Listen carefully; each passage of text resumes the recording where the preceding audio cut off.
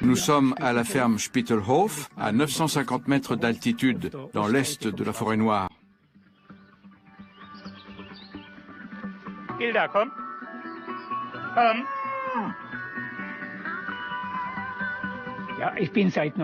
Je me suis installé ici en 1970 et je me suis converti à l'agriculture bio une quinzaine d'années plus tard. Vous voyez, ça a été un long cheminement pour en arriver là. Ce qui me fascinait dans cette méthode d'exploitation agricole, c'était l'indépendance qu'elle vous donnait. En cultivant vos champs à l'ancienne, vous êtes totalement indépendant.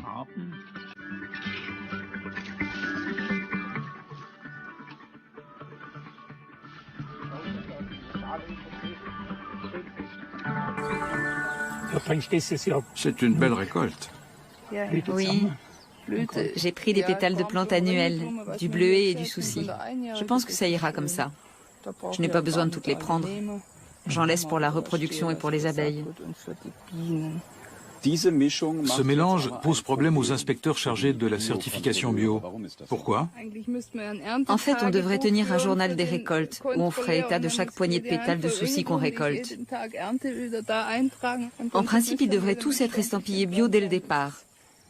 On le fait pour beaucoup de choses, mais là...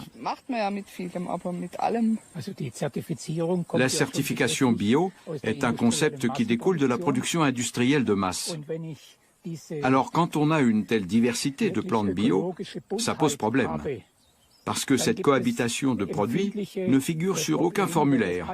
Et les agents du système ne savent pas comment gérer ça.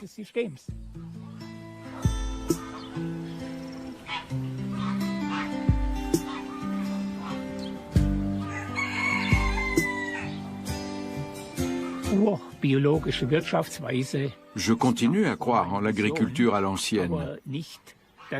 Mais je ne cautionne pas ce que la vaste entreprise de normalisation du bio en a fait. Parce qu'avec la production de masse, les petits exploitants, qui ne peuvent produire que des quantités modestes, se retrouvent une fois de plus sur la touche. C'est la même chose dans tous les secteurs économiques. L'ennui, c'est que dans notre système actuel, on ne fait pas de différence entre cultiver des plantes destinées à l'alimentation et fabriquer des vis.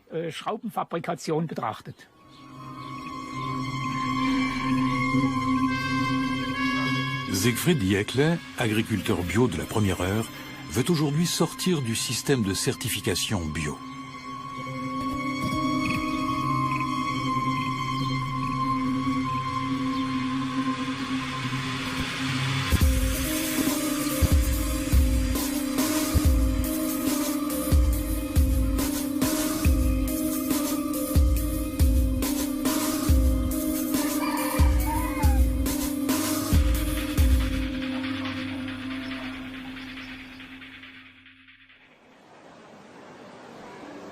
Le monde merveilleux du bio. Des rayons entiers lui sont désormais consacrés. La branche enregistre 7 milliards d'euros de chiffre d'affaires en Allemagne. En Europe, on atteint les 21 milliards et la tendance est à la hausse. Le bio est vendeur. Les organisateurs du Biophare de Nuremberg présentent l'événement comme un salon pilote mondial des aliments biologiques. Avant, ce même salon était réservé aux produits de niche. À l'origine, le concept d'agriculture bio s'opposait à celui de gaspillage des ressources rattachées à l'industrie agricole conventionnelle. Mais les grands groupes agricoles internationaux se sont appropriés cette noble idée et l'ont dénaturée en lançant une fois de plus des productions de masse. Les logos bio nous promettent monts et merveilles, notamment une meilleure santé grâce à des légumes, de la viande et du poisson exempts de toute substance chimique, cultivés ou élevés dans le respect de l'environnement et des animaux.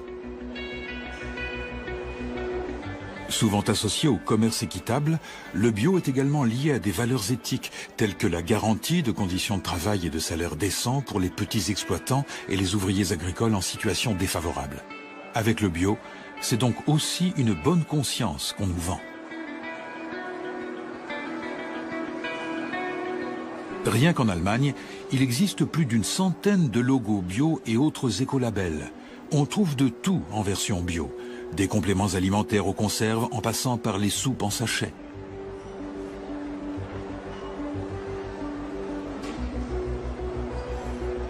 Quel est le prix de ce boom? Le bio est-il toujours vraiment bio, c'est-à-dire sain, éthique et écologique? D'où viennent tous ces produits? Que se passe-t-il dans les coulisses du bio au XXIe siècle?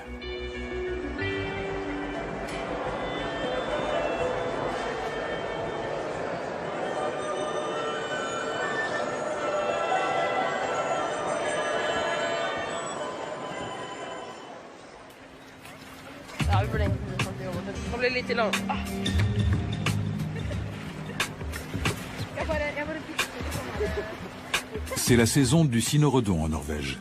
La récolte a commencé pour Peter Tide Johansen et sa start-up, qui a développé un nouveau produit destiné à rejoindre le marché toujours grandissant des compléments alimentaires éco-labellisés. Enfermée dans de petites capsules de gélatine, la poudre d'églantier sauvage pourrait un jour constituer une petite part du gigantesque gâteau bio européen.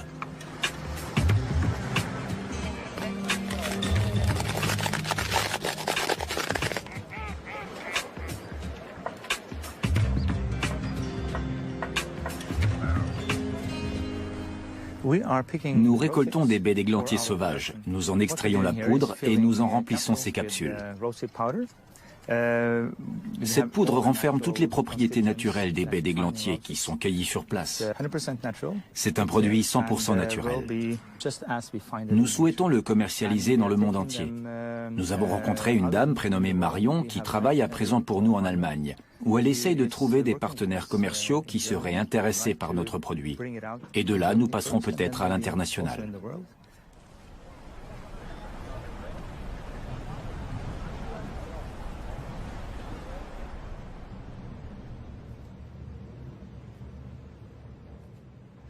Salut Peter.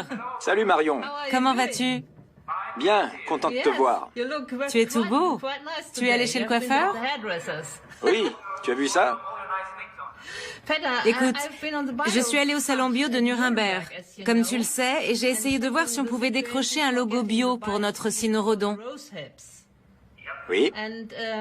Dans mon dernier mail, je te demandais si tu avais la possibilité de décrocher un label bio directement en Norvège.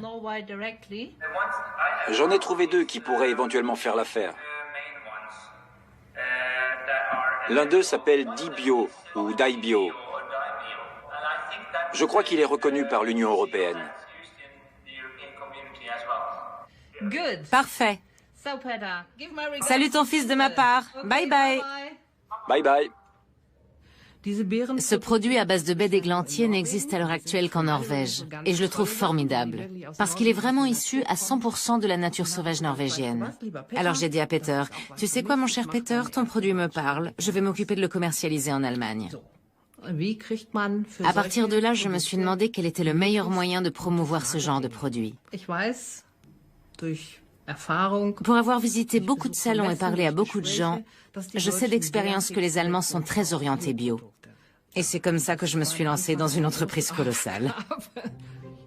Une entreprise potentiellement très rentable. Mais pour commencer, Marion doit essayer de s'y retrouver dans la jungle des labels bio.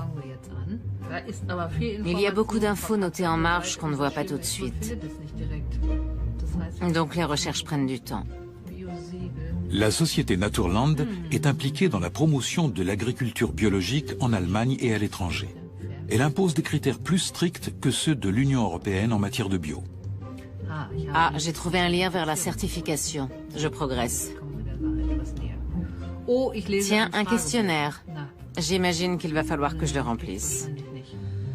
Marion Kopp n'est pas au bout de ses peines, car le chemin qui mène à la certification bio est long et semé d'embûches.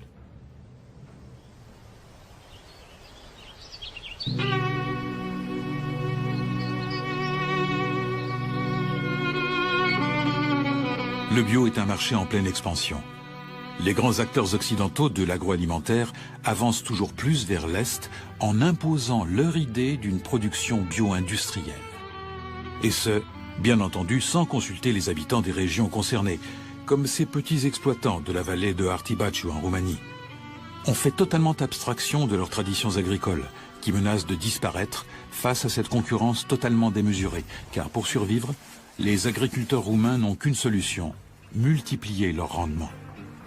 Willi Schuster, lui, continue à pratiquer l'agriculture biologique telle qu'il l'entend au sein de sa petite exploitation. Ce faisant, il veut simplement satisfaire ses besoins personnels et pratiquer un peu de vente directe. Sa devise, la lenteur. Regarde, ça c'est un paillage. Si je l'écarte pour que tu puisses bien voir, regarde, il y a des vers de terre. Si tu renifles ça, tu as l'impression de renifler le sol des forêts. Ici, il faut savoir qu'on n'irrigue pas. Les plantes ne reçoivent que de l'eau de pluie, sauf quand il fait vraiment trop sec. Dans ces cas-là, on les arrose un peu tous les 2 ou 3 jours. Mais grâce à cette couche de paille, les plants baignent dans un terrain complètement naturel. Regarde la structure de cette terre. Les lombrics s'y développent à merveille. Et ils travaillent pour nous, bénévolement. Regarde. Ce sol est formidable.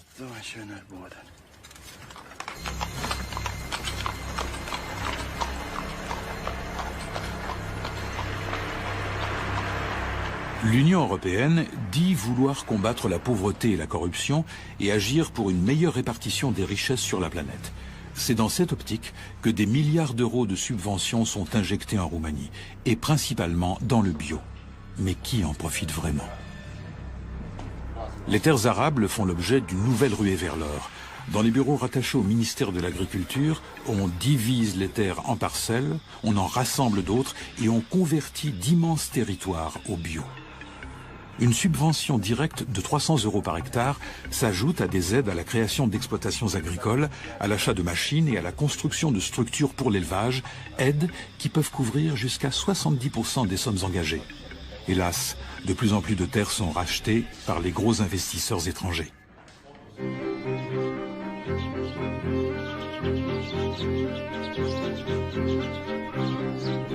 Rares sont les petits exploitants qui résistent à cette tendance.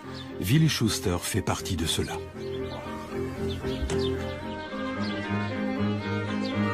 Il n'est pas prêt à accepter que les petites fermes disparaissent et qu'à la mort des anciens, les jeunes soient contraints à quitter le pays. Ils font du landgrabbing biologique. Les gros exploitants bio viennent ici pour produire des aliments destinés aux consommateurs d'Europe occidentale. Ils nous volent nos terres. Le problème, c'est qu'ils n'ont pas de visage pour l'instant. Ils viennent ici, proposent de meilleurs prix et ainsi de suite, et leurs exploitations ne cessent de s'agrandir. On a presque un État dans l'État, comme qui dirait. Et il y a très peu de transparence et de communication avec les gens d'ici.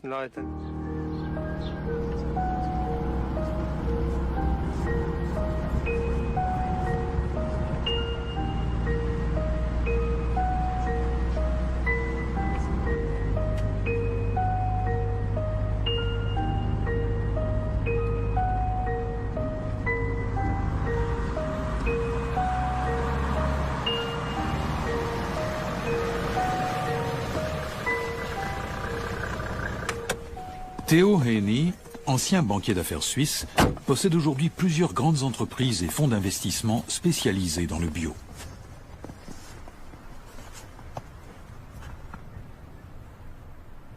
Nous faisons de l'agriculture biologique ici. Nous sommes dans le Banat, qui est une région très fertile de Roumanie. La Roumanie est le pays où il reste encore beaucoup de terres à exploiter. C'est un grand pays, avec une superficie de 238 000 km² et les terrains sont excellents pour les investisseurs étrangers. La Roumanie est éligible aux subventions pour l'agriculture bio depuis qu'elle est entrée dans l'Union.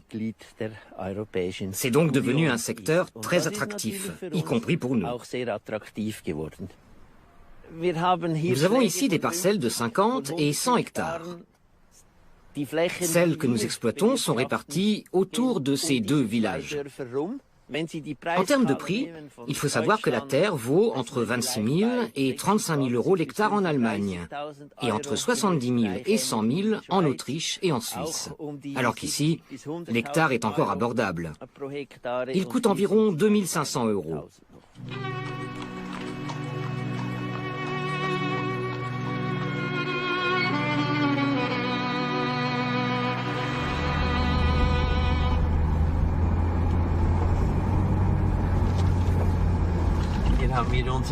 C'est ici que nous entreposons nos machines. Ces gens sont nos employés. Ils conduisent les tracteurs et travaillent avec les machines.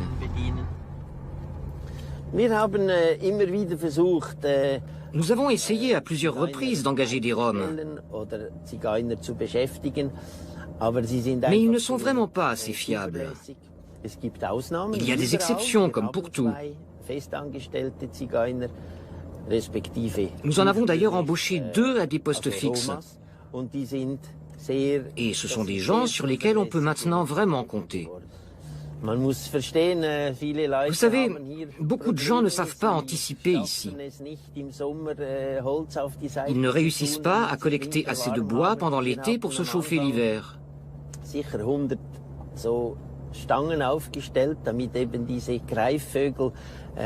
Une année, on avait planté une centaine de piquets pour que les rapaces viennent s'y poser et qu'ils nous débarrassent des souris.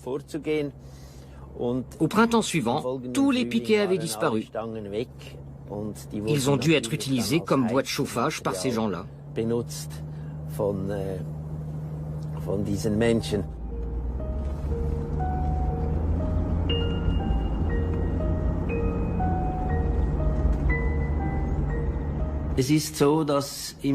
À l'heure actuelle, la demande en produits bio dépasse l'offre. Les acteurs du marché des produits bio ne sont donc pas à même de satisfaire la demande. Acheter bio est de plus en plus tendance, dans toutes les classes sociales.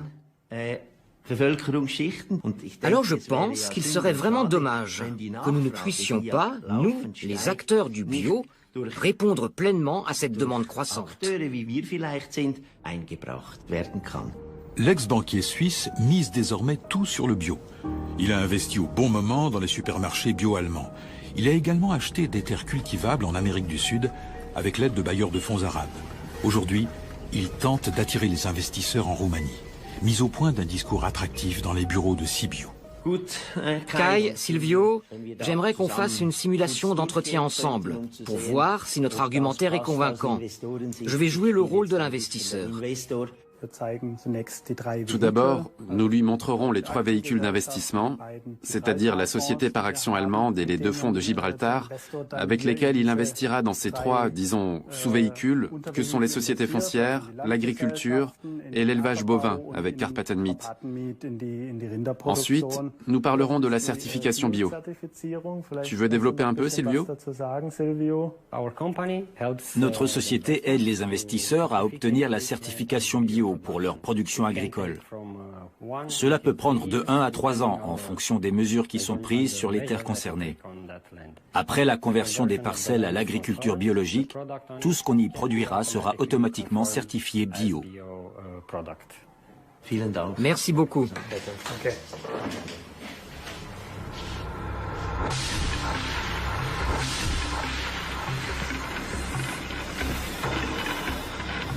Quand le bio est produit à la chaîne, c'est une affaire en or. Tout ce qui promet de rapporter gros est mis sous plastique.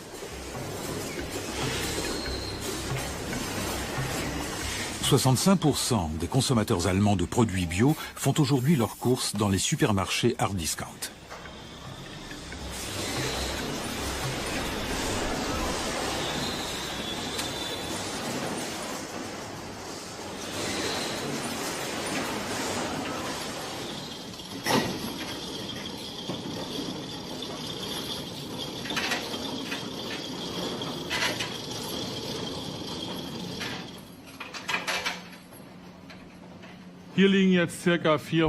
Nous avons là environ 450 tonnes de pommes de terre bio.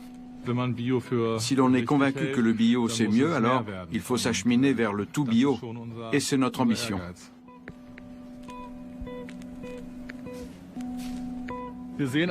Sur les caisses, on note la variété des pommes de terre, le champ dont elles proviennent et la date de la récolte.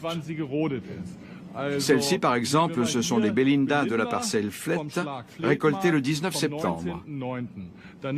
À côté, nous avons les Campina du Langenschlag, récoltées le 28 août. Celles-ci sont des Friesländer de la parcelle Jebel, récoltées le 13 septembre.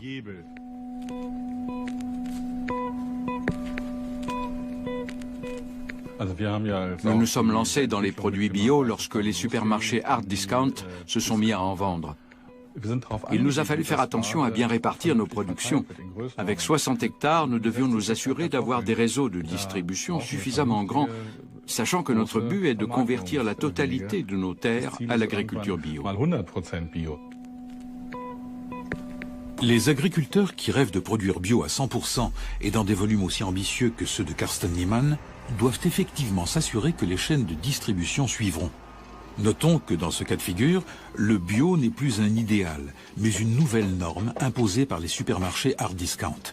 Ce sont eux qui dictent les quantités, le calibre et la forme des fruits et légumes, de même que les prix d'achat et de vente. Les produits sont tous contrôlés avant leur mise sur le marché, selon des critères fixes. Par exemple, s'il y a un trou dans la pomme de terre, comme ici, elle ne peut pas être vendue. Même si elle est parfaitement bonne à manger, elle n'est pas dans la norme, alors il faut malheureusement la mettre de côté. Et ça ne vaut pas seulement pour des magasins comme Aldi ou Lidl, ça concerne tous les commerces qui vendent des pommes de terre, que ce soit ceux du groupe Edeka ou Rewe ou Familia. En ce sens, il n'y a aucune différence entre les commerces, qu'ils soient hard discount ou non.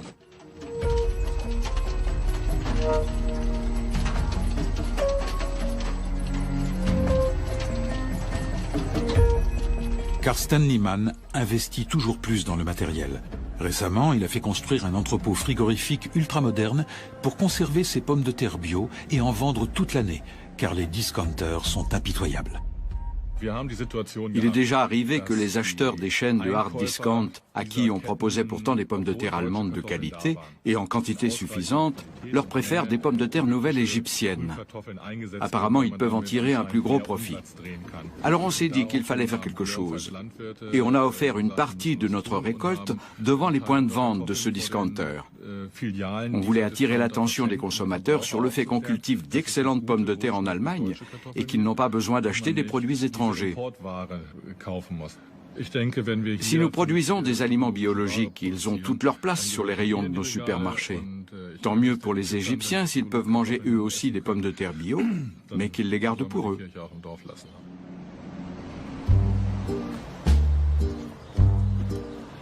Le soir venu, Carsten rejoint ses collègues du groupement d'agriculteurs Bio-Kartoffel Nord, littéralement pommes de terre bio du Nord. L'atmosphère est tendue, car une fois de plus, les discounters font pression sur les producteurs pour qu'ils baissent leurs prix. Ces messieurs ont faim et mangeraient bien des pommes de terre eux aussi. Il n'y a pas de pommes de terre sautées? Vous n'avez pas d'autre chose que des croquettes et des frites? Non. On fait un tour de table, Heinrich? Kerstin est allé au Lidl de Hitzacker aujourd'hui. Il a rapporté un sac de pommes de terre bio pour voir. Des Annabelle allemandes. Un sac d'1,5 kg qui était passé de 2,29 € à 1,99 €. J'ai téléphoné à l'acheteur pour lui demander ce que ça voulait dire. Et il m'a dit que c'était la gamme de prix pratiquée pour ce type de produit. J'imagine qu'il parlait des produits qui viennent du Sud. Et que ce n'était pas eux qui avaient imposé ce tarif, que ça venait du producteur lui-même.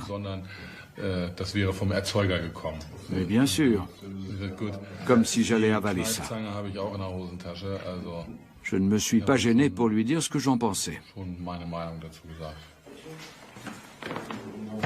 L'entrecôte avec des frites? Oui, ici. Voici. Merci.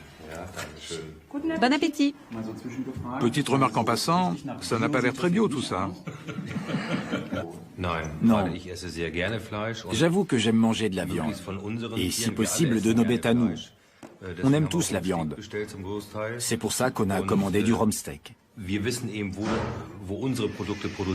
On apprécie d'autant plus cette viande qu'on sait d'où elle vient et comment elle est produite.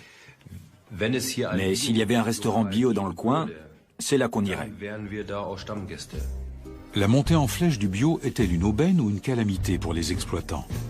Le bio se vend bien, d'accord, mais à condition de baisser les prix, si bien que les producteurs doivent finalement brader leurs produits.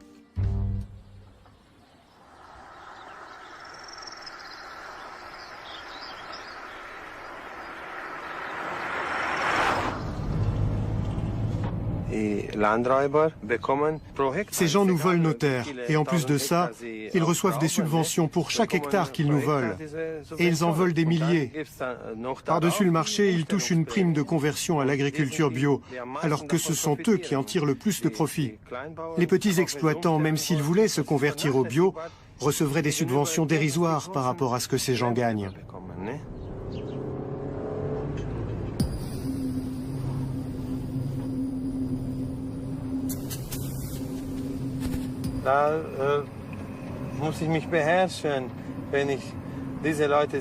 Je dois me contrôler quand je me retrouve face à ces gens qui débarquent avec leur business plan sans aucun égard pour les gens qui vivent ici, leurs traditions et leur culture.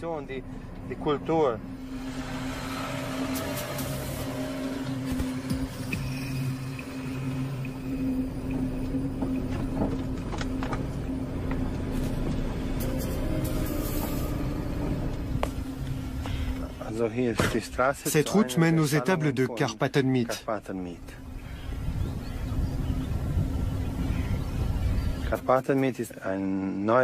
Karpatenmit est une nouvelle filiale, disons plutôt une nouvelle entreprise de la grande holding internationale ASI Nature SRL.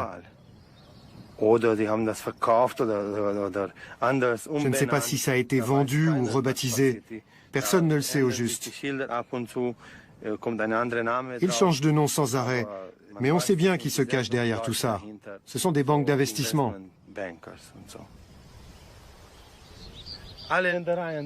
Toutes ces terres là-bas, sur ces collines, et aussi celles-ci, c'est cette holding qui les a rachetées. Et les subventions européennes ne tiennent aucun compte de la beauté de mon paysage et de la diversité des cultures. Résultat, les petits exploitants sont étranglés. Ce n'est pas juste.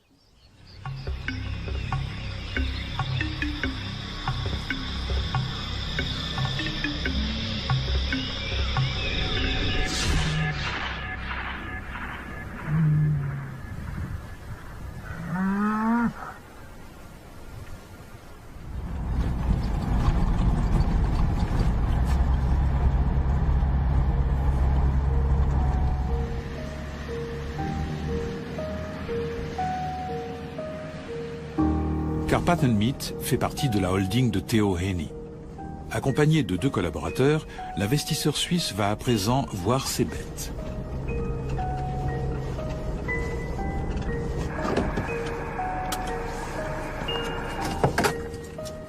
Le plus gros troupeau de vaches Angus d'Europe broute la bonne herbe des prés que Theo Henny a converti au bio grâce aux subventions européennes.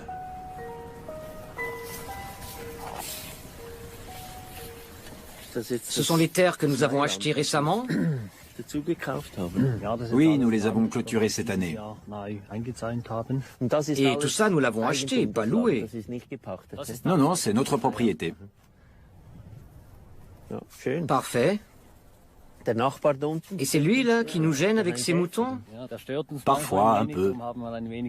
C'est pour ça qu'on a mis une clôture. Mais avec le temps, on apprend à cohabiter sans se gêner mutuellement. C'est une coexistence pacifique. Ces prés, cette nature, ces animaux, c'est un vrai bonheur. C'est une chance qu'on ait pu acheter ces terres avec l'aide des investisseurs pour en faire des entreprises rentables. Ça me fait vraiment plaisir. Que les investisseurs s'intéressent à ces terres et à ces animaux, c'est une vraie satisfaction. Ça n'a rien à voir avec ce que je faisais avant dans la finance, où tout était virtuel.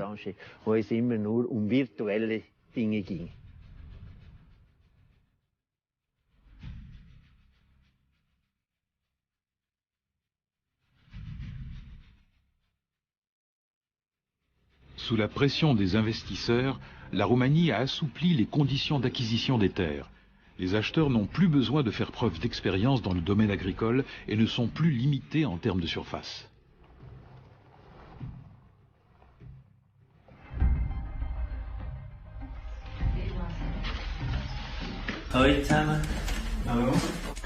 Nous avons là une carte où sont mises en évidence toutes les terres qui appartiennent à nos différentes sociétés.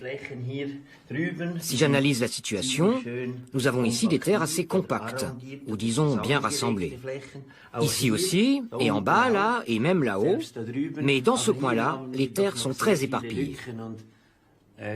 Kai, quelle stratégie as-tu développée pour combler tous ces trous ? Nous avons fait appel à des intermédiaires qui sont allés frapper chez les gens pour leur demander s'ils étaient prêts à vendre. Nous avons aussi décidé de prendre des terres en location. En l'espace d'un mois, cette stratégie nous a fait gagner 50 hectares. L'époque où l'on pouvait louer des terres pour 40 € est révolue, mais c'est comme ça. Ce qu'il ne faut pas oublier, c'est qu'en Suisse, ça coûterait 1000 €. C'est vrai, c'est bien pour ça qu'on est là et pas en Suisse. Il faut en profiter tant que les prix sont encore abordables ici. N'oublions pas non plus qu'il n'y a plus que 1000 à 1500 hectares qui nous résistent. Il n'y a pas moyen de les acheter.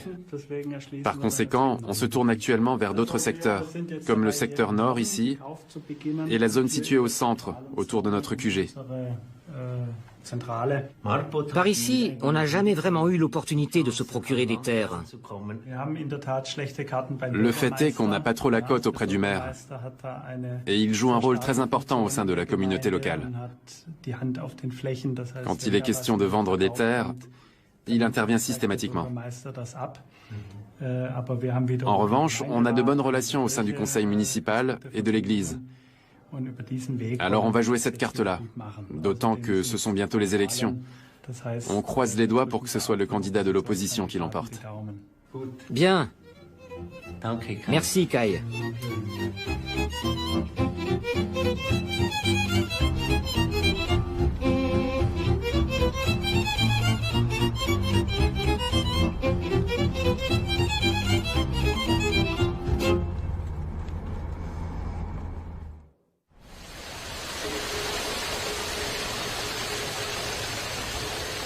Nous voici en Thaïlande, où les crevettes font l'objet d'élevages intensifs destinés au marché international.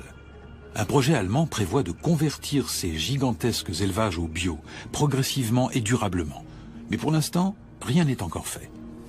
Les parcs à crevettes s'étendent à perte de vue. Le déboisement illégal de la mangrove se poursuit, tout comme la destruction des paysages côtiers, et on continue d'utiliser une énorme quantité de produits chimiques. Les eaux sont polluées, comme l'ensemble de l'environnement. Et les crevettes? Les pauvres bêtes sont souvent atteintes de maladies et meurent.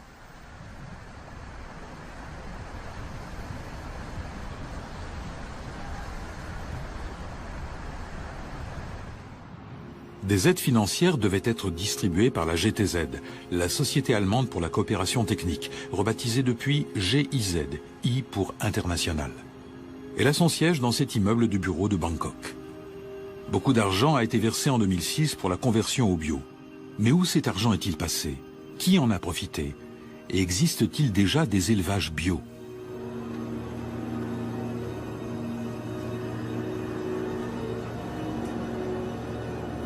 En quête de réponse, nous nous rendons à la Zurirat Farm, que nous avions déjà visitée en 2012. Les aides allemandes ont comme de juste profité aux plus gros producteurs de crevettes locales.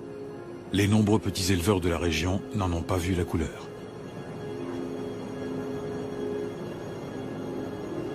Vous voyez ici le parc de véhicules de l'éleveur en question. Et le label Naturland. Le sous-directeur nous fait visiter son domaine et nous explique qu'il est très reconnaissant aux Allemands pour leur généreux soutien.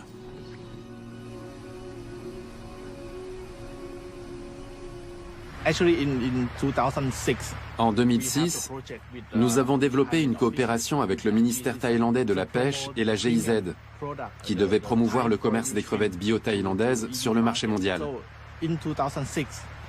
Nous sommes allés en Allemagne, au Salon international de la pêche de Brême, et nous avons contacté Naturland et le ministère de la Pêche.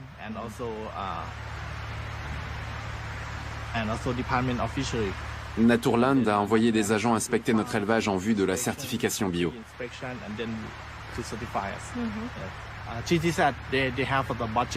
La GTZ nous a envoyé la moitié des fonds prévus pour améliorer notre élevage. Les Allemands nous ont choisis parce que nous avions déjà l'intention de nous convertir au bio. Et ils ont vu que nos parcs à crevettes étaient exceptionnels et faciles à convertir. L'élevage de crevettes subventionné par l'Allemagne est-il aujourd'hui parfaitement bio? Notre interlocuteur affirme que tous les critères définis par Naturland sont désormais remplis. Nous l'interrogeons quant à la nourriture des crustacés. Excusez-moi, veuillez filmer dans cette direction, s'il vous plaît. Il ne veut pas que nous filmions les sacs de nourriture industrielle entreposés à l'arrière-plan. Qu'est-ce que vous faites de cette nourriture conventionnelle que nous voyons là? Ce n'est pas certifié. Ce n'est pas bio, ça, si? En fait, ce ne sont que des sacs. Comme on en manque, on achète des sacs vides qu'on remplit avec notre nourriture. C'est tout. L'éleveur nous confirme que dans le cadre de la conversion au bio, il a obtenu une somme considérable de la part de la GTZ. Mais il ne veut pas nous révéler le montant exact. Est-ce que vous savez combien vous avez reçu? Non, je n'en sais rien. C'était un projet de la GTZ. Il faudrait voir avec eux. Ils ont choisi plusieurs éleveurs ou seulement vous? Seulement moi. Ils en ont contacté beaucoup d'autres, mais ceux-là n'étaient pas intéressés par la conversion au bio. Il n'y a que nous qui étions motivés. Mensonge. D'après nos recherches, un grand nombre de petits éleveurs de la région s'étaient montrés intéressés, mais on ne leur a jamais rien proposé. Sur le domaine de la ferme d'élevage, soi-disant bio, nous remarquons des bidons en plastique, sur lesquels figure le nom de substances chimiques diverses et variées, désinfectants et chlorures. Cette fois encore, l'éleveur nous assure qu'il les a achetés vides. Mais pourquoi ?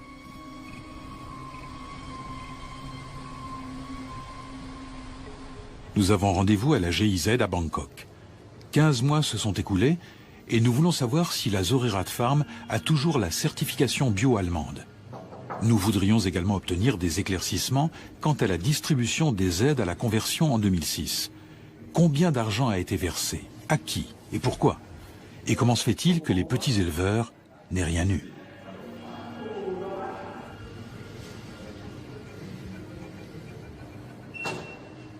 Nous avions rendez-vous à 13 h. Nous sommes venus exprès d'Allemagne, mais le responsable que nous devions interviewer ne peut plus nous recevoir. L'entretien aurait soi-disant été annulé par email, email que nous n'aurions pas reçu à temps. Autres incohérences. Alors que le bureau thaïlandais de la GIZ nous affirme que la somme totale consacrée au projet de conversion au bio se montait à 236 000 €, le service de presse, lui, nous assure qu'il ne s'agissait que de 172 000 €. D'autre part, la GIZ prétend que les dirigeants de la Zorerat Farm n'ont rien touché, l'argent ayant été injecté dans le conseil.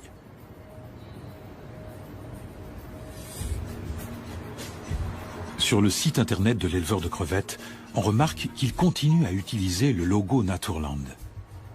Pourtant, l'association nous apprend qu'il lui a été retiré depuis longtemps, à titre temporaire, du fait que les critères n'étaient pas tous remplis. Le label bio a donc été utilisé frauduleusement. Nous comprenons maintenant pourquoi toute cette histoire est aussi embarrassante pour les personnes impliquées dans le projet. Nous retournons à la Zorerat Farm, qui nous avait assuré avoir procédé à la conversion au bio grâce aux aides généreuses de l'entreprise allemande. En arrivant, nous constatons à notre grande surprise que l'entreprise a maintenant des locaux flambant neufs. Désormais, Zorerat est également une marque de nourriture pour crevettes, bio évidemment, peut-être à destination de tous les petits éleveurs qui n'ont pas profité de la manne allemande. Pourquoi l'entreprise continue-t-elle à mettre en avant le label bio allemand de façon totalement illicite? C'est ce que nous sommes venus demander. Mais cette fois, on refuse de nous laisser entrer. Manifestement, nos questions dérangent.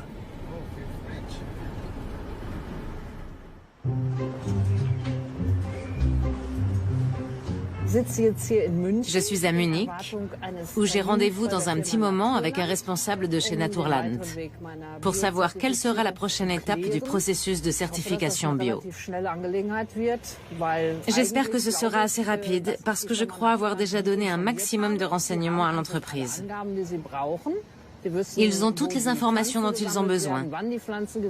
Ils savent où les plantes sont cueillies, quand et par qui. J'ai indiqué de quelle région elles venaient et tout le reste. Alors maintenant, à mon avis, ils ne peuvent que me dire « D'accord, pas de problème, vos gélules de cynorhodon vont pouvoir être certifiées bio ».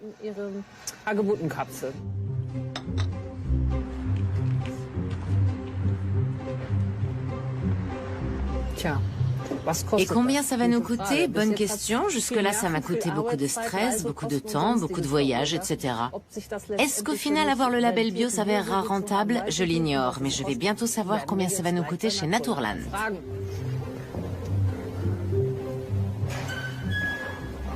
Madame Kopp? Oui, c'est bien moi. Bonjour, Monsieur Kor. Le cynorhodon norvégien. Oui, c'est ça. Merci de prendre le temps de me recevoir. Mettons-nous à l'aise, je vous en prie. Merci. Asseyons-nous. Vous m'avez envoyé le formulaire. Oui. Merci beaucoup. De rien. J'aurais encore quelques questions. D'accord. Vous cueillez donc des cynorhodons? Oui. Avez-vous précisé qu'il s'agissait de la variété Rosa canina? Est-ce qu'un botaniste l'a certifié? Je pense que oui. La femme de mon partenaire est biologiste, diplômée. Bien. Malgré tout, il nous faudrait une identification botanique exacte, ce qui n'est pas toujours facile pour cette variété-là. Vous écrivez plus loin, nous cueillons environ 25,5 de la quantité totale. J'imagine que vous vouliez écrire 25%. Oui, c'est une faute de frappe. Entendu. Donc, en clair, vous cueillez environ 25% des cynorhodons de cette région. Non, nous en laissons 25%. Vous en laissez 25%, d'accord. Vous respectez donc les règles. Vous dites que vous encapsulez le produit de votre cueillette. Concernant cette transformation, il faudra voir avec ma collègue. Je m'occupe moi-même uniquement de ce qui touche à la production. Attendez, quand vous dites production... Dans votre cas, il s'agit de cueillette sauvage. Vous appelez ça production? Oui. Pour moi, la production, ça inclut la cueillette, le nettoyage, le séchage et la mise en gélule. Pour Naturland, dans votre cas, la production concerne uniquement la cueillette sauvage. La mise en capsule relève du processus de transformation. Et pour cela, je vous renvoie à ma collègue. Donc même si vous validez la phase de cueillette, ça ne me servira à rien. Du fait que je ne compte pas vendre les cynorhodons tels quels dans le commerce, mais sous forme de gélules. Exact, vous avez besoin de valider l'étape numéro 2. Pour laquelle je dois payer une deuxième fois. Absolument. Les frais de certification correspondent à la commission que nous facturons pour le droit d'utiliser le logo Naturland. Cette commission s'élève à 75% du prix de vente hors taxe. Pardon, 0,75%. Oui, j'allais le dire. Pardon, pour le coup, la facture serait corsée. Donc, 0,75% du prix de vente hors taxe et 1% pour la transformation. Un inspecteur d'un organisme de contrôle européen viendra vous rendre visite en même temps qu'un contrôleur de Naturland. Donc si j'ai de la chance, je pourrai un jour utiliser le logo Naturland sans pour autant avoir nécessairement le label bio européen. Tout produit qui aspire à être vendu comme un produit bio en Allemagne et en Europe doit être certifié bio selon les critères de certification définis par la réglementation européenne. C'est la loi. La certification européenne ne suffit pas. Il me faut aussi le certificat Naturland. Ce n'est pas une obligation. Tout dépend du marché visé et du degré d'exigence de vos partenaires commerciaux en termes de certificats. Est-ce qu'ils veulent promouvoir votre produit en tant que produit validé par Naturland ou par un autre organisme de certification? Ou est-ce que le label européen leur suffit? Dans ce cas, ils n'ont pas besoin d'un autre logo. Je n'ai donc pas besoin des deux. Encore une fois, c'est à vous de voir.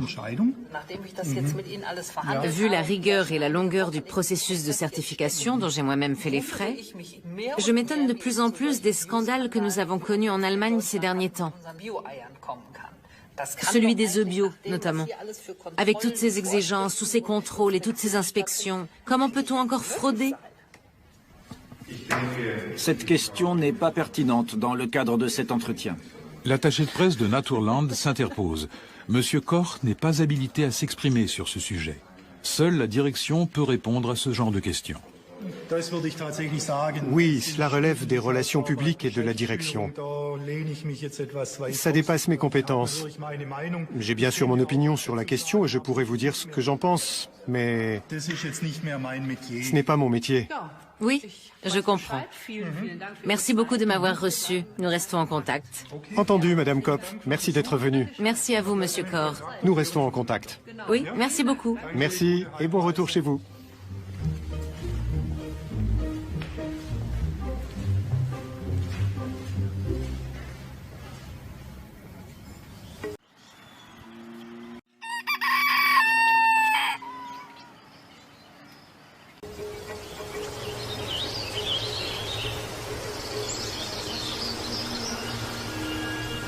En Chine aussi, le bio connaît un véritable boom.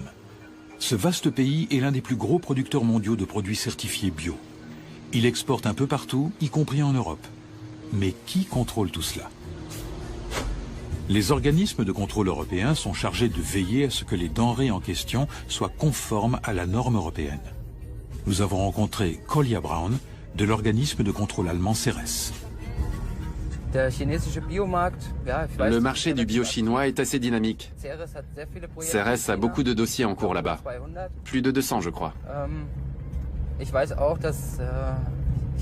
Mais la Chine est également connue pour être assez en retard sur pas mal de plans. Nous verrons bien ce que je découvrirai aujourd'hui.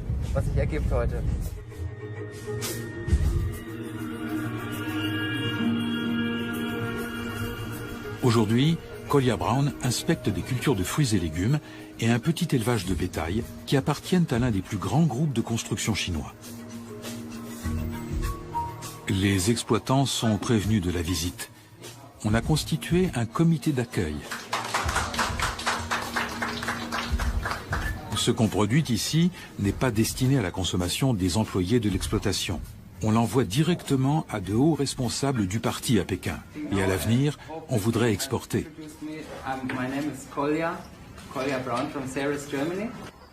Une fois par an, chaque exploitation bio fait l'objet d'une inspection annoncée. Les contrôles ponctuels imprévus sont relativement rares. À première vue, ces poules font plutôt bonne impression. Que leur donnez-vous à manger ?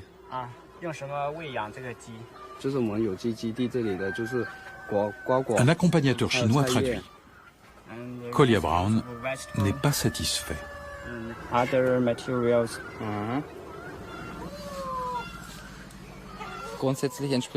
La façon dont ils élèvent leurs poules semble grosso modo conforme à la législation européenne en matière de bio.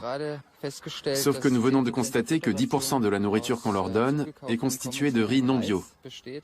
Et ça, ce n'est pas conforme.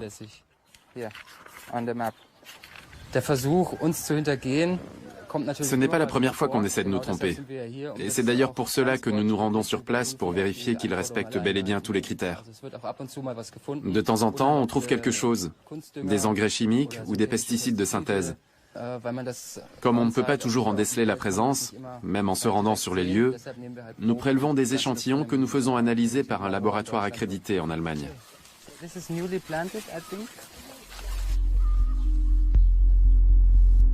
En Chine, l'agriculture doit trouver sa place entre une industrie galopante et un développement urbain fulgurant, sachant que cette croissance entraîne une pollution massive. Où en est vraiment l'agriculture bio dans l'empire du milieu? Nous voulons nous en faire une idée par nous-mêmes et prenons congé de Kolja Braun pour nous rendre dans la province de Shandong.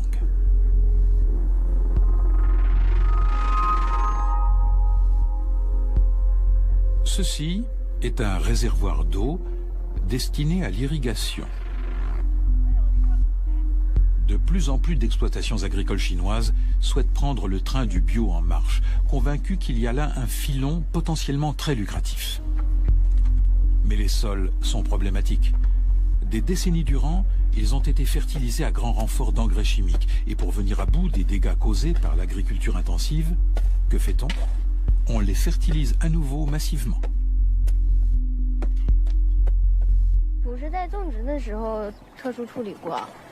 Pendant les 3 ans de transition de l'agriculture conventionnelle à l'agriculture bio, nous avons traité les sols avec un produit à base de soufre, de manière à augmenter l'acidité de la terre et donc le rendement.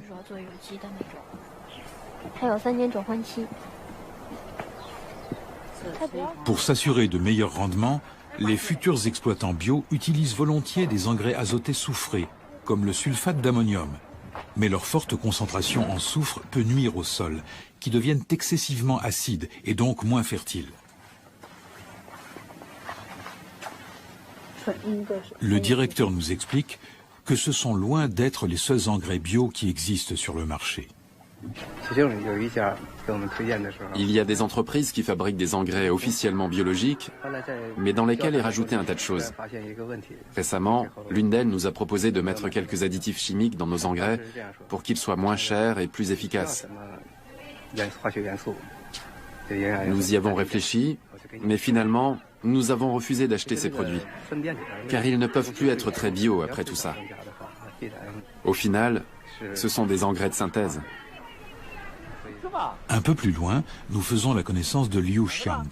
Lui aussi s'essaie au bio. C'est très grave ce qui se passe dans notre pays. L'an dernier, il y a eu des cas de fraude massive chez BioInver. Ils en ont même parlé à la télévision quand le scandale a éclaté. L'entreprise a utilisé des pesticides, en particulier l'aldicarbe, qui est hautement toxique pour l'homme. Et quand on pense aux œufs, 99% des œufs vendus comme bio ne le sont pas. On ne peut faire de l'agriculture réellement bio que dans 2 régions, sur les hauts plateaux du Xinjiang et au Tibet.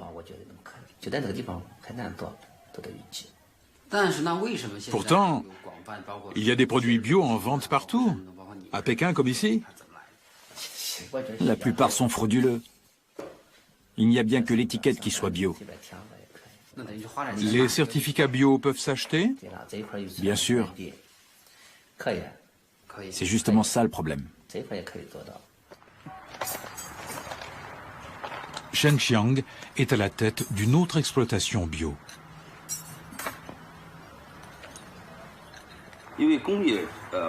L'industrie cause des dégâts énormes, à commencer par la pollution de l'eau. Et c'est cette même eau que les agriculteurs comme nous doivent ensuite utiliser pour irriguer leurs champs, leurs plantations de fruits, de légumes. Tout le poison que l'eau contient est donc transmis à notre nourriture. L'industrie pollue les domaines agricoles. Et par conséquent, les produits de l'agriculture nous polluent, nous qui les mangeons. C'est un cercle vicieux. Et c'est la même chose dans l'agriculture bio, par exemple à Weifang. L'ajout de substances chimiques n'est qu'un moindre problème. La pollution de l'eau est bien pire. L'eau du puits est souvent aussi blanche que le lait.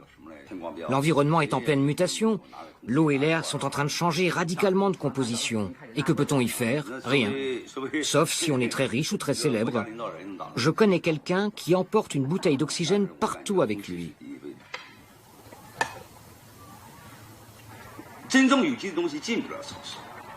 Il n'y a pas de vrais produits bio dans les supermarchés.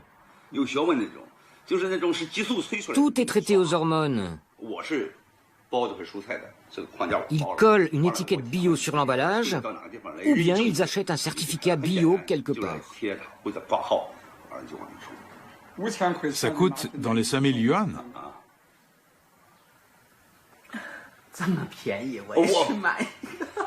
Je peux t'en trouver un pour 2000 yuan. 2000 yuan, cela fait à peine plus de 200 €. Nous essayons bien sûr de nous passer totalement de pesticides, mais très franchement, c'est impossible. Quand les légumes de l'agriculture conventionnelle se vendent à 3 yuan pièce, nous ne pouvons pas vendre nos légumes bio à plus d'1 yuan pièce, parce qu'ils n'ont pas un aussi bel aspect. Ils sont petits et rabougris. Alors, le bio n'est pas rentable? Non. C'est pour ça que je dois à nouveau employer des produits chimiques. S'enrichir via le bio reste du domaine du rêve pour les petits exploitants. Une autre serre de la province de Shandong. Ici aussi, les exploitants s'essaient à ce qu'ils appellent l'agriculture bio. Mais il est clair qu'on utilise des produits chimiques ici aussi.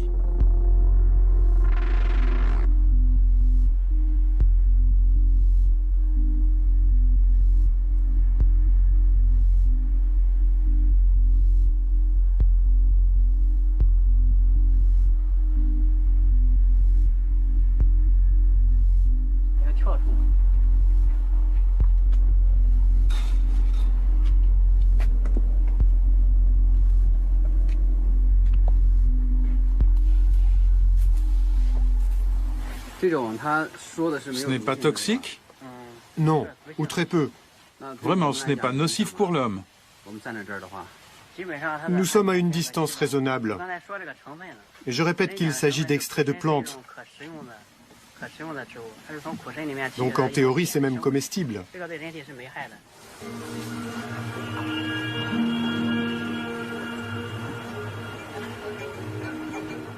Nous retrouvons Collier Brown. Entre-temps, il a inspecté plusieurs négociants qui exportent des marchandises certifiées bio. À Guangdong, il y a eu un incident. C'était une plantation de bananes où ils utilisaient du glyphosate sur les sols laissés en jachère. L'emploi de cet herbicide est flagrant. On ne peut ni le camoufler ni revenir en arrière. Donc ils avaient recours au glyphosate, qu'on appelle parfois Roundup. C'est un désherbant total, c'est-à-dire qu'il détruit tout et met les sols à nu, pour ainsi dire. J'ai trouvé des bouteilles de glyphosate sur le terrain, donc il est évident qu'il a été utilisé de façon intentionnelle.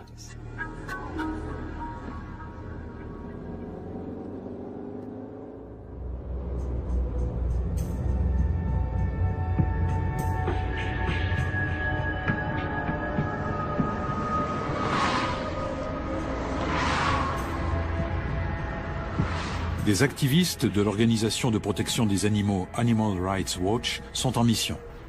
Ils se filment eux-mêmes et commentent leur action en direct. Nous récupérerons la vidéo à leur retour. Leur destination, une ferme d'élevage de dindes soi-disant bio, quelque part en Allemagne.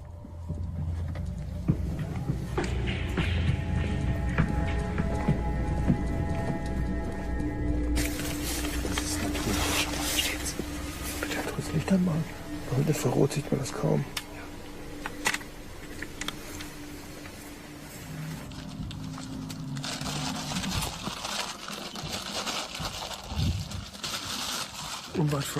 Non loin d'ici, à une centaine de mètres de nous, il y a une discothèque où les gens font la fête. C'est une situation un peu grotesque, mais tant pis. On y va quand même.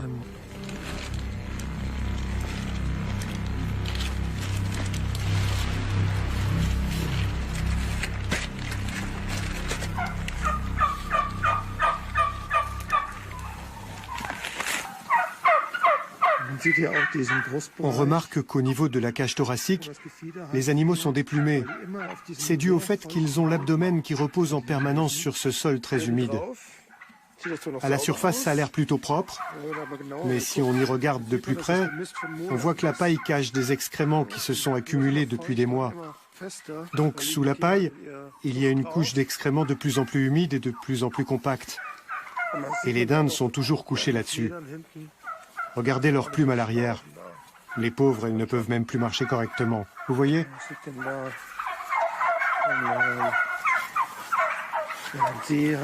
Cette plume-là, elle a dû la coincer quelque part, si bien qu'elle s'est retournée.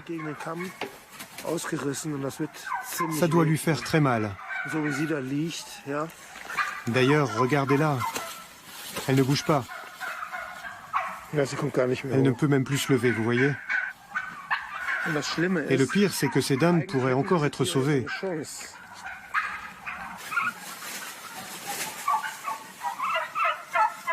Pauvre bête.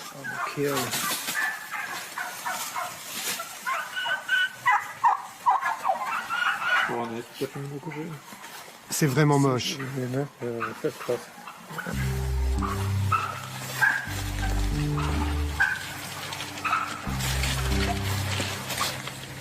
Attention, ça continue par là.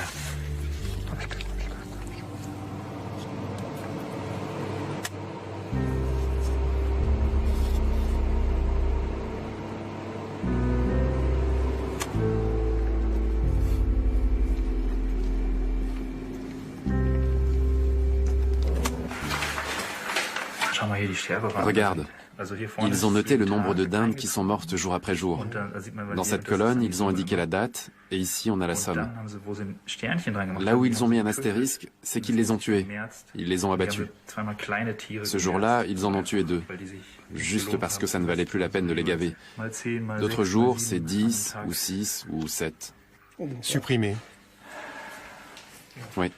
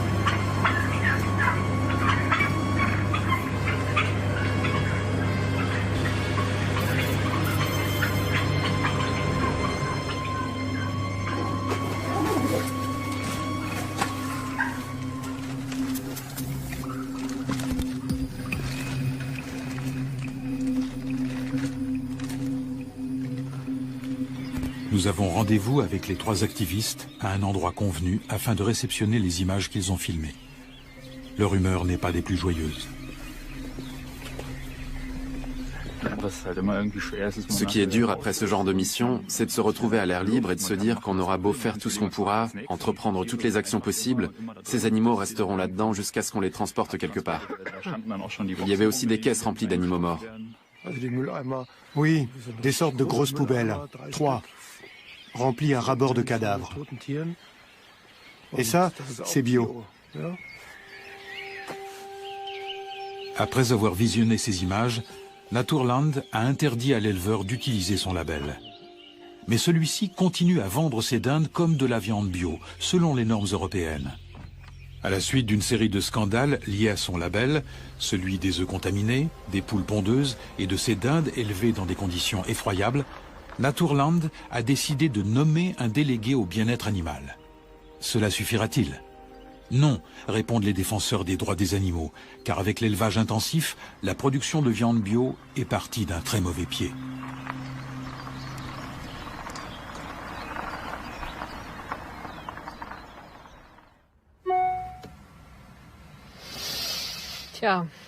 J'ai reçu un email d'une dame de chez Naturland. Elle m'écrit « Chère Madame Kopp, merci beaucoup pour votre email. Après consultation de la commission de certification de Naturland, je suis au regret de vous informer que nous ne pouvons vous délivrer le certificat Naturland pour vos gélules de cynorhodon présentées comme complément alimentaire. Veuillez vous adresser à un organisme de contrôle de façon à savoir si votre produit peut être certifié biologique en vertu du droit européen en la matière. » Super, il refuse. Je mets donc une croix sur Naturland et je vais passer directement à l'échelle européenne. On verra bien ce que ça donnera. Dommage. Vous semblez déçu. Disons que c'est beaucoup de travail pour rien et ça a coûté un certain prix aussi. Ils n'auraient pas pu me dire ça plus tôt? J'ai échangé beaucoup de courriers avec eux. Ils savaient de quel produit il s'agissait et que nous vendions ça sous forme de gélules. Alors nous opposer ce refus après tout ce temps, franchement, c'est pas très correct.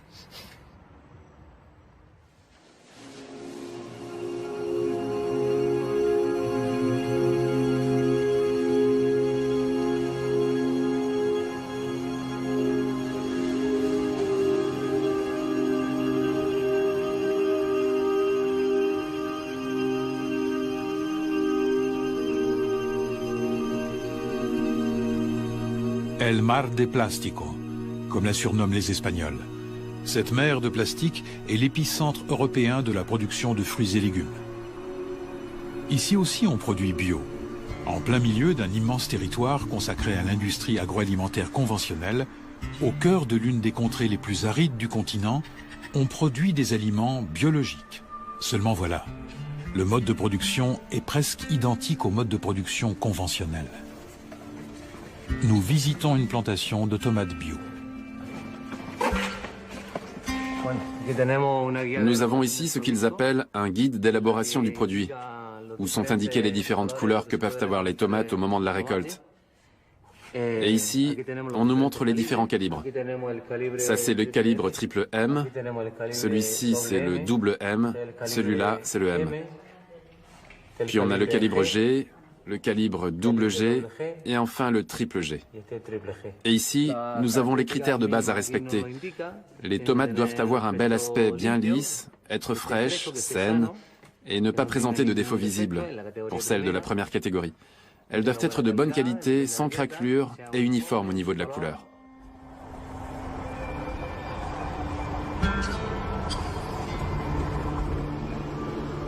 José Ángel Navarro travaille pour un organisme espagnol de certification bio. Il vient lui aussi inspecter la plantation de tomates de José Miguel Castillo.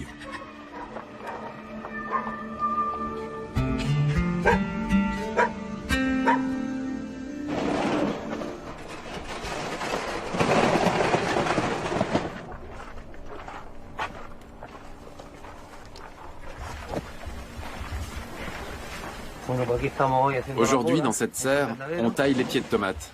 Vous coupez aussi les feuilles du dessous? Non, à ce stade, il y a très peu de feuilles. Tu as vu des plantes malades ou quoi que ce soit de bizarre? Ou tout va bien? Non, tout va bien. Bon, si tu vois quoi que ce soit, tu me le dis. Il faut rester vigilant, d'accord? D'accord. Sous les bâches en plastique, c'est la fournaise. Et les travailleurs africains ne voient pas plus le soleil que ces tomates bio. À Almeria, les journaliers agricoles gagnent environ 35 € par jour.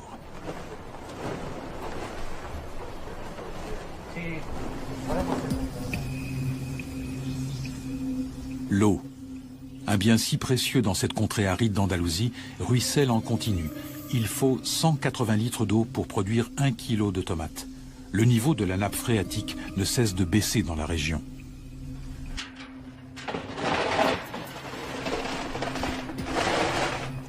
L'eau est particulièrement importante pour les cultures bio, n'est-ce pas?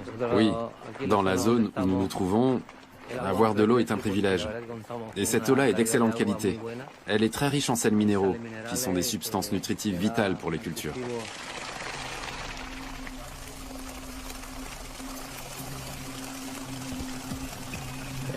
Tu n'as donc pas de problème avec cette eau?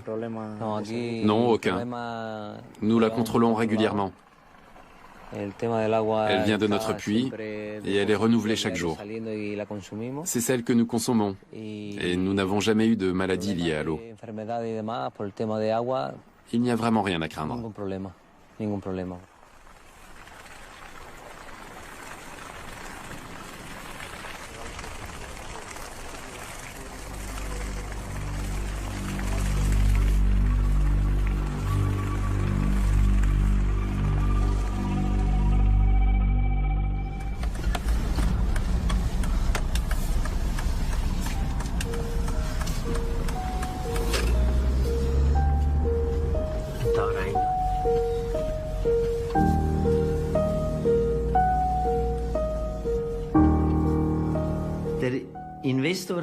Les investisseurs peuvent compter sur deux sources de profit. D'une part, ils sont presque sûrs de faire une plus-value sur leurs investissements grâce à la progression des prix des terres agricoles. D'autre part, nous revalorisons ces terres en les cultivant et leur assurons un rendement régulier. C'est pourquoi ce genre d'investissement est particulièrement attractif. Theo Henny investit encore et toujours. Sa holding a injecté 50 millions d'euros dans diverses entreprises, comme les chaînes de supermarchés bio Basic et Super Biomarkt. Son investissement dans les épiceries Rapunzel, Réponse en France, s'est révélé très lucratif. Cet investissement s'est avéré très rentable. Ce n'était pas sans risque à l'origine, mais ça en a valu la peine. Ce qui était intéressant chez Réponse, c'est qu'ils avaient une philosophie bio très réaliste. En gros, ce devait être bio, mais ça devait également rapporter. Ils alliaient donc idéalisme et sens du commerce.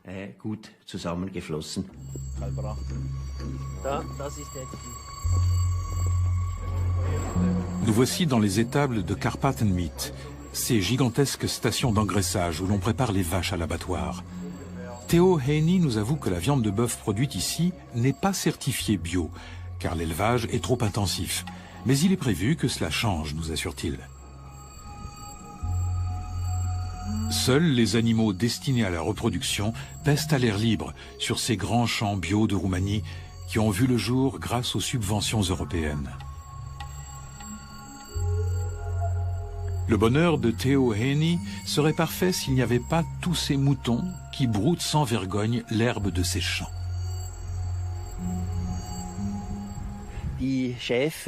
En Roumanie, les éleveurs de moutons ont très souvent bien plus de moutons que la loi ne les y autorise. En effet, le nombre de bêtes est limité en fonction de la taille des terres de l'éleveur, qu'il en soit propriétaire ou seulement locataire. Il a droit à tant de moutons par hectare. Mais généralement, ils en ont bien plus. Alors évidemment, leurs moutons manquent d'herbe et ils les font brouter chez les autres.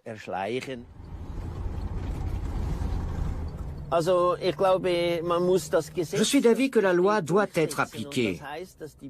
Les autorités, la police et l'inspection de l'élevage devraient vérifier que les éleveurs n'ont pas trop de moutons. Nous sommes bien contrôlés, et très souvent, surtout les étrangers. Tout doit toujours être contrôlé, alors pourquoi ils ne le seraient pas eux aussi ?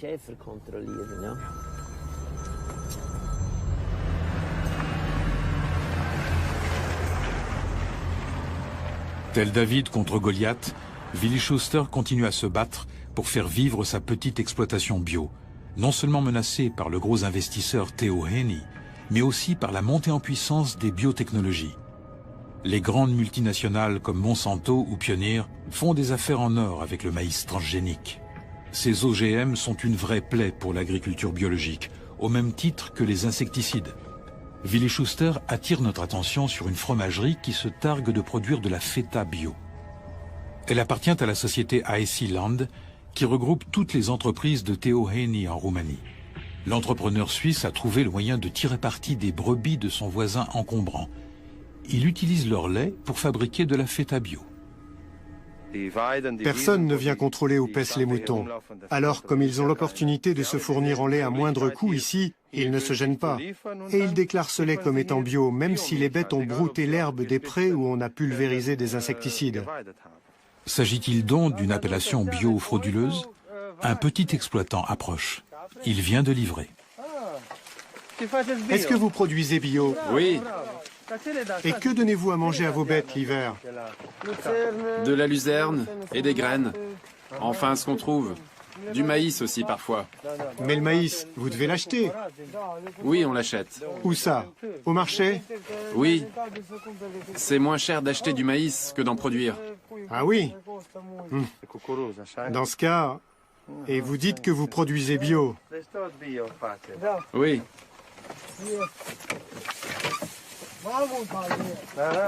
Allez, au revoir. Au revoir. Ils ne se posent pas de questions, et c'est ça le problème.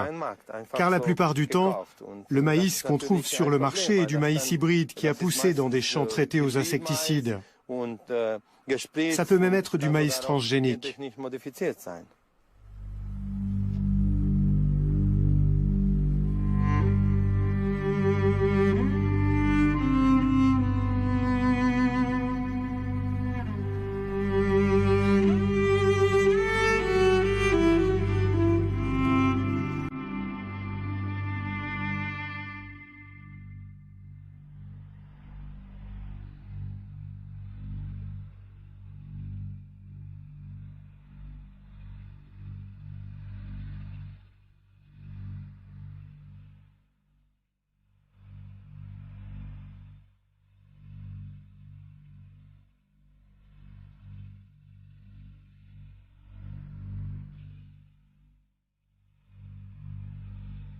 Les chabolas, ou les bidonvilles d'Almeria.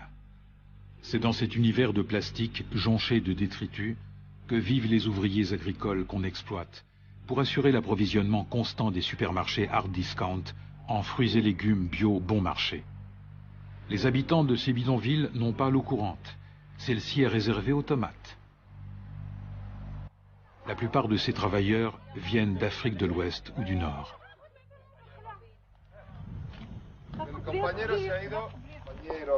Ils reçoivent aujourd'hui la visite de Federico Pacheco, un représentant du syndicat des ouvriers agricoles. L'idée, ce n'est pas que je vienne ici constater les problèmes et puis salut, j'envoie la télé et l'affaire est réglée. Non, non, non, non. Je travaille pour 35 € la journée. Et cette année, je parle au chef et il me dit qu'il n'y a pas de travail. Il m'a remplacé par quelqu'un qui n'a pas de papier. Comme ça, il n'a pas besoin de le déclarer. Alors ça lui coûte encore moins cher. Moi, je lui coûte 10 € par jour de charge patronale. Mais où on va comme ça? Ils veulent se débarrasser des anciens et les remplacer par des nouveaux qui reviennent moins cher. Beaucoup d'entre nous n'ont pas de travail, d'autres n'ont pas de contrat. La Croix-Rouge passe parfois nous donner 1 kilo de sucre ou 1 litre d'huile, mais c'est rien. C'est pour ça que quand vous êtes 5, 10 ou 15 à travailler dans la même entreprise, il faut vous unir et défendre votre cause ensemble avant d'être mis à la porte.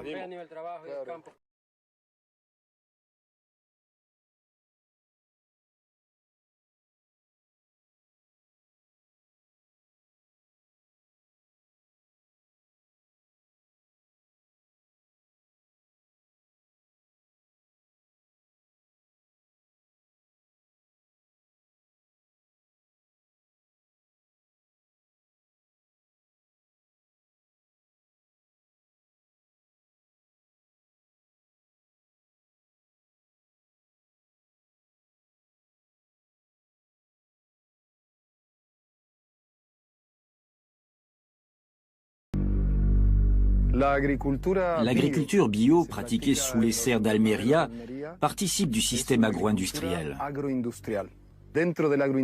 Or, dans le cadre agro-industriel, on ne pourra jamais avoir de véritable agriculture écologique. Parce que le modèle de l'agriculture conventionnelle est transposé en mode soi-disant bio, c'est-à-dire qu'au lieu d'utiliser les produits chimiques conventionnels, on les remplace par des produits certifiés bio, qui viennent de je ne sais quelle raffinerie de pétrole néerlandaise à des milliers de kilomètres de là. Les fruits et légumes sont cultivés de manière intensive. C'est de la monoculture. Ils exploitent la main-d'œuvre et ils acheminent les produits par camion aux 4 coins de la planète.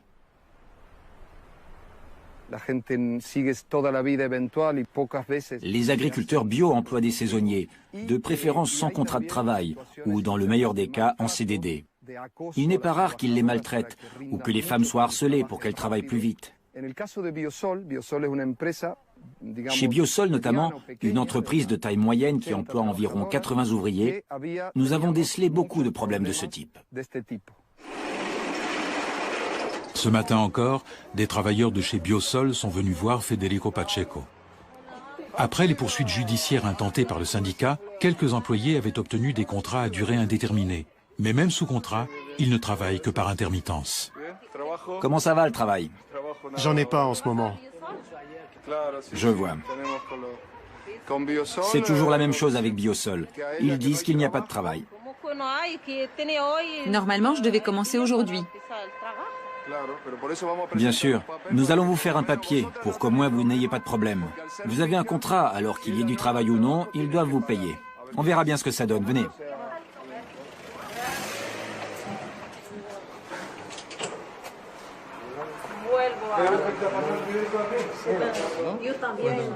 Ils m'ont donné un avertissement. Je travaillais dans la plantation de concombres, avec une Espagnole et 2 Lituaniennes. Le chef est venu me voir et m'a dit « Señora, vous travaillez trop lentement ». Et moi, comment ça? Je n'ai que 2 mains et je fais de mon mieux. Regardez tout ce que j'ai déjà récolté. Les autres en avaient récolté très peu par rapport à moi. Mais c'est à moi qu'il est venu dire ça. Pourquoi, à votre avis? Parce que vous êtes soutenu par le syndicat? Oui, et parce que je suis en emploi fixe. J'ai un contrat et ils n'aiment pas ça.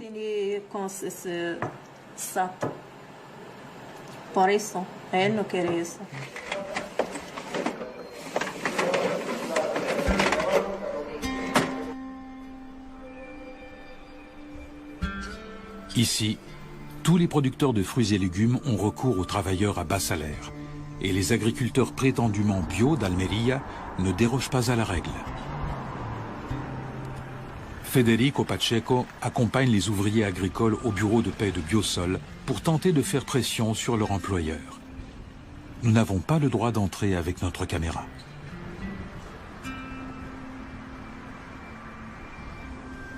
Quand ils ressortent de là, les ouvriers ont à nouveau du travail. Pour quelques heures.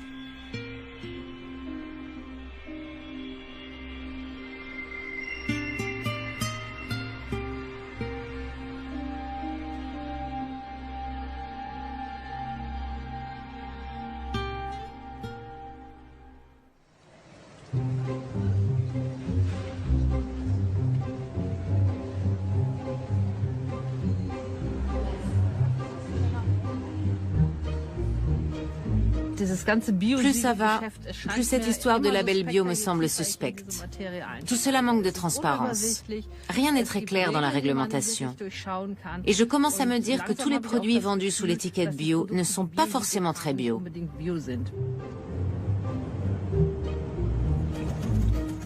Marion Kopp va enfin rencontrer son partenaire Peter en chair et en os. Leur complément alimentaire à base de cynorhodon n'a toujours pas obtenu de label bio.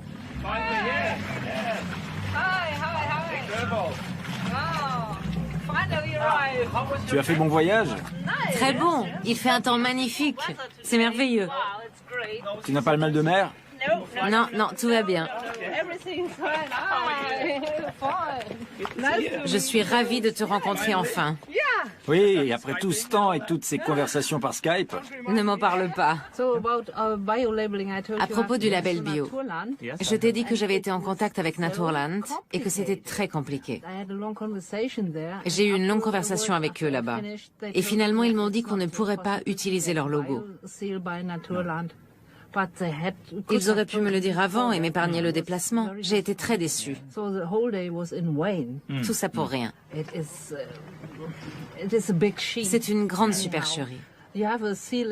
En Allemagne, il y a dans les 37 labels bio, auxquels s'ajoutent les supermarchés hard discount comme Aldi et Lidl. On n'a pas le choix. Pour répondre à la demande, il faut importer de Chine. Je dois avouer que tout ça ne m'inspire rien qui vaille. Mais j'ai confiance en nos gélules de cynorhodon. Au moins, je sais d'où elles viennent. Peter fait appel à des amis et à sa famille pour la récolte des cynorhodons. Ces fameuses baies d'églantier qui, d'après Naturland, pourraient être certifiées bio si la poudre qu'on en extrait n'était pas enfermée dans des capsules en gélatine. En Norvège, c'est l'inverse. Peter pourrait obtenir un logo bio pour ses gélules, mais pas pour le cynorhodon. Je pense malgré tout que ce serait bien qu'on dégote un label bio, parce que les Allemands ne jurent que par ça. Ils sont persuadés que c'est une preuve de qualité. Je sais bien maintenant que ce n'est pas toujours le cas, mais bon... Oui, je comprends.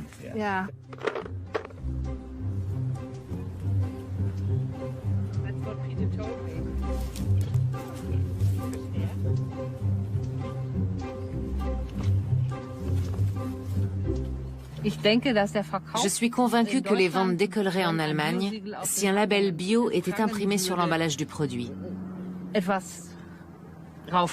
Même si le produit reste le même et qu'il était tout aussi bon avant d'avoir le label. Son contenu ne changera absolument pas.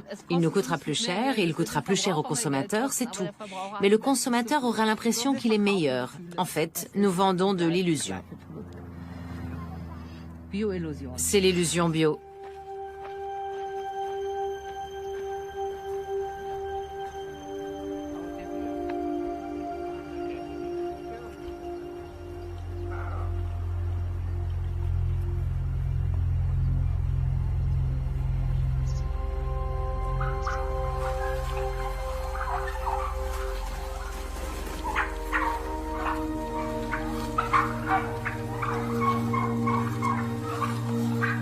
Il ne faut pas se fier aux labels imprimés sur les produits. Ça ne prouve pas qu'ils sont ultra sains. Pour nous les vendre à si bas prix, ils trichent forcément. Ce qu'on nous vend, c'est une illusion.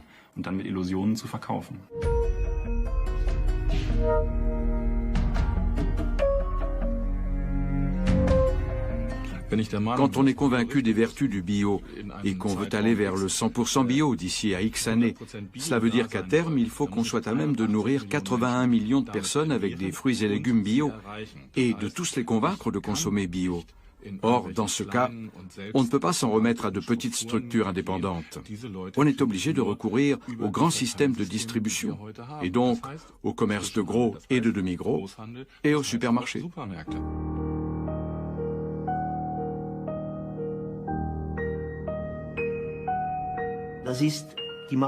C'est l'évolution du marché partout dans le monde. Et la filière bio doit suivre cette évolution elle aussi. Elle ne peut pas ignorer ce qui se passe autour d'elle. Elle ne pourra jamais conquérir les marchés en restant indépendante.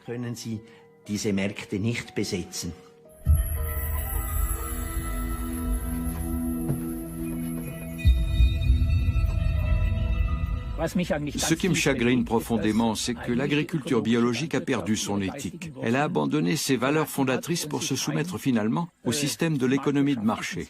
Pourtant, les valeurs qu'on défendait à l'origine, la philosophie prônée par les pionniers du bio, devraient être prêchées plus que jamais aujourd'hui, à l'heure où on s'inquiète du changement climatique, de la raréfaction des ressources énergétiques et ainsi de suite.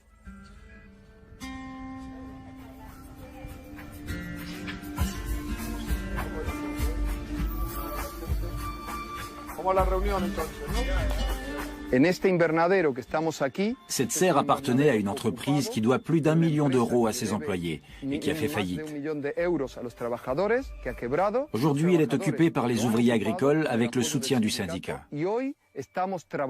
L'idée est de cultiver des fruits et légumes pour notre propre consommation et pour la distribution locale, de façon véritablement biologique. Nous voulons diversifier les cultures et faire pousser 5 ou 6 légumes différents. L'idéal, ce serait que les choses changent radicalement d'ici quelques années. On peut continuer à cultiver sous serre, mais il faut aussi des arbres, des forêts, la nature. La terre ne peut pas être uniquement exploitée comme support pour les cultures. C'est de la matière vivante. Pour l'instant, nous ne pouvons faire que de petites actions symboliques. Mais nous voulons ouvrir la voie à un autre mode de production agricole.